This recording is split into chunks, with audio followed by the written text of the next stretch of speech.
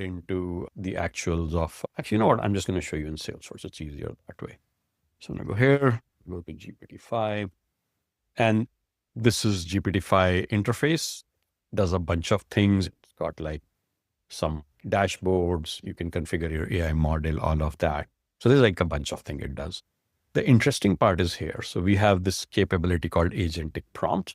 And what you're starting to see is these are the prompts that are in this system, right? It's got code, it's got a bunch of things. And essentially what it's doing is in these, it has an entire sort of description of what this function does. So when we start doing the chatbot experience and we're talking, we're asking it to create this for us. What it basically is doing is under the hood, it is actually invoking these functions, right? And it is basically looking at what is described in there. So essentially, this is where we are telling the AI what it needs to do. And this is where it's also connected to some code that is calling the APIs.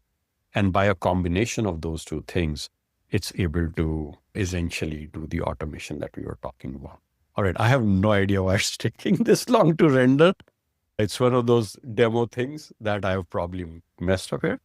But anyway, so if I go back, right? So you are starting to see that we are actually telling it, hey, do this, do that.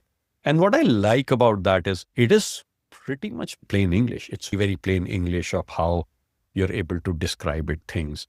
And essentially that is what we are sending to AI. So when we were back in our opportunity or creating quotes, that is what's happening under the hood. Let me see if I can just open this here. So that is how this is connected. And GPT-5 is basically applying that sort of declarative / configuration type capability to do these things. And if I go back here on sales,